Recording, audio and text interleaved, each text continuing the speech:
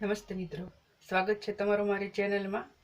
આજે આપણે ટેસ્ટી એવું ગુવારનું શાક બનાવવાના છીએ। આ રીતે તમે ક્યારે બનાવીને ખાધું પણ નહીં હોય। આ શાક એકદમ ટેસ્ટી બને છે। તો ચાલો બનાવવાની શરૂઆત કરી લઈએ। તો અહીંયા મેં 250 ગ્રામ આ રીતનો ગુવાર લઈ લીધો છે અને આ રીતે મેં નાની સાઈઝમાં કટ કરી લીધો છે। જે મોટી સિંગો હોય એના મેં 2 ભાગ કરી લીધા છે। તો અહીંયા હું 3 વ્યક્તિઓ માટે બનાવું છું। અહીંયા તમારે જેટલી ક્વોન્ટિટીમાં બનાવવું હોય એ પ્રમાણે લઈ લેવાનું। તો હવે આપણે આને બાફી લેવાનો છે। તો અહીંયા આપણે એક કુકર લેવાનું છે, એમાં આપણે ગુવારને એડ કરી લઈશું।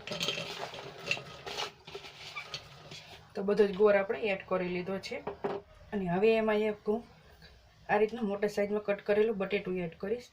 અહીંયા મારા નાના દીકરાને ગુવારનું શાક નથી ભાવતું, તો હંમેશા હું આ રીતે એક બટેટું એડ કરું છું। તો આજે પણ હું એક બટેટું એડ કરીશ। તો હવે આમાં આપણે સ્વાદ મુજબ મીઠું એડ કરીશું। અહીંયા ગુવાર અને બટેટાના ભાગનો આપણે અત્યારે એડ કરી લઈશું। તો અહીંયા સ્વાદ મુજબ આપણે મીઠું એડ કરી લઈશું અને આપણે બાફી લઈશું। તો 1 ગ્લાસ જેટલું આપણે પાણી એડ કરીશું। અહીંયા આપણે વધારે નથી બાફવાનું, જો વધારે કૂક થઈ જશે તો પણ ખાવાની મજા નહીં આવે। તો અહીંયા આપણે 3 સીટી કરી લઈશું। તો આપણો ગુવાર બફાય ત્યાં સુધીમાં આપણે એનો વઘાર કરી લઈએ। તો અહીંયા ગેસ ઉપર કઢાઈમાં આપણે મોટા 3 ચમચા જેટલું તેલ એડ કરી લઈશું। અહીંયા તેલનું પ્રમાણ આપણે થોડુંક વધારે રાખીશું। તેલ આપણું થોડું ગરમ થાય એટલે એમાં અડધી ચમચી જેટલું જીરું એડ કરીશું। અહીંયા તમને રાઈ પસંદ હોય તો તમે એડ કરી શકો છો, પણ અત્યારે હું એડ નથી કરતી।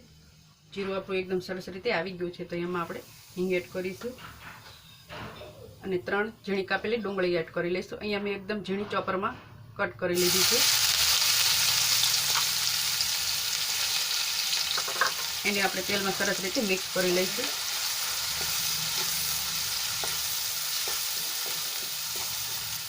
સરસ રીતે મિક્સ કરી લીધા બાદ આપણે એને ઢાંકીને એકદમ લાલ કલરની થઈ જાય ત્યાં સુધી આપણે એને થવા દઈશું। વચ્ચે વચ્ચે આપણે 1 થી 2 વખત એને હલાવી લેવાની છે। તો 2 થી 3 મિનિટ જેટલો સમય થઈ ગયો છે અને વચ્ચે વચ્ચે મેં 1 થી 2 વખત હલાવી લીધી હતી। તમે જોઈ શકો છો ડુંગળી આપણે એકદમ સરસ રીતે લાલ થઈ ગઈ છે અને એકદમ સરસ રીતે ચડી ગઈ છે। તો હવે એમાં આપણે ટમેટા એડ કરીશું। અહીંયા મેં મોટી સાઈઝના 2 ટમેટાને છાલ ઉતારીને ખમણી લીધા હતા, એ આપણે એડ કરી લઈશું। તો સરસ રીતે ડુંગળીમાં મિક્સ કરી લઈશું।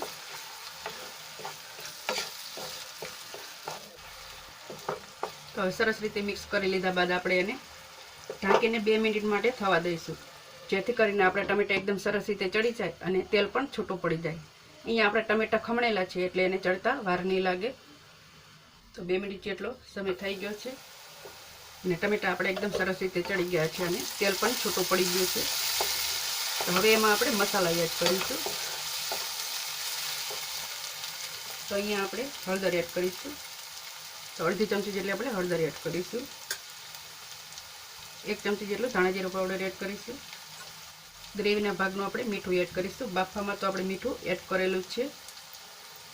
હવે એમાં આપણે લસણની ચટણી ઉમેરીશું। તો અહીંયા મેં 1/2 ચમચી જેટલી લસણની ચટણી લઈ લીધી છે, એ આપણે એડ કરીશું। અહીંયા લસણની ચટણીનો સ્વાદ ખૂબ જ સરસ આવશે। તો અહીંયા હું 1/2 ચમચી જેટલી લસણની ચટણી એડ કરું છું। અહીંયા તમે તમારી તીખાશ પ્રમાણે લઈ શકો છો। હવે સરસ રીતે આપણે મસાલાને મિક્સ કરી લઈશું।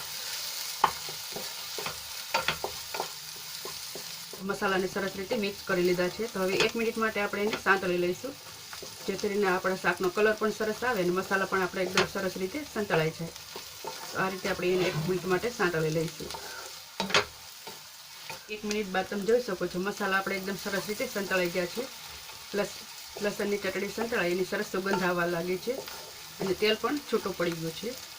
તો હવે એમાં આપણે બાફેલો ગુવાર છે એ એડ કરી લઈશું। તો અહીંયા આપણે જે પાણી સાથે જ એડ કરી લેવાનો છે, જે પાણી હતું એની સાથે જ આપણે એડ કરી લઈશું। કરી લીધા બાદ આપણે એને સરસ રીતે ગ્રેવીમાં મિક્સ કરી લઈશું।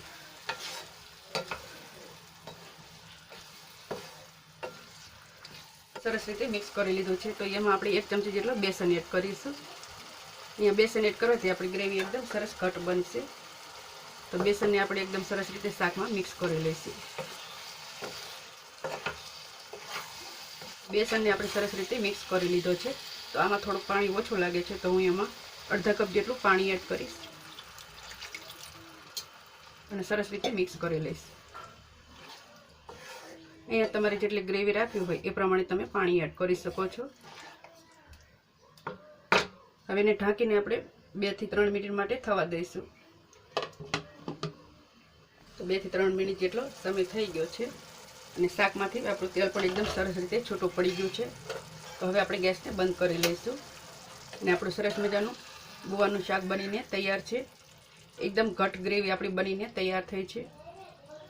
તો હવે ગરમા ગરમ આપણે એક ડીશમાં સર્વ કરી લઈશું. તો આપણું સરસ મજાનું ટેસ્ટી એવું ગુવાનું શાક બનીને તૈયાર છે. આ રીતે એકવાર બનાવશો ને તો બાળકોને પણ ખૂબ જ પસંદ આવશે અને સ્વાદ પણ એકદમ સરસ લાગશે. તો આ રીતે મારી રીતે એકવાર જરૂરથી ટ્રાય કરજો.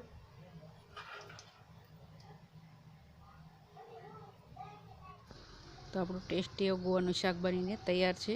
જોતાં જ મોંમાં પાણી આવી જાય એવું આપણું શાક બનીને તૈયાર છે. તો આ રીતે એકવાર મારી રીતે જરૂરથી ટ્રાય કરજો, બધાને ખૂબ જ પસંદ આવશે. અને વિડીયો પસંદ આવ્યો હોય તો તમારા ફ્રેન્ડ્સ અને ફેમિલીમાં શેર કરજો.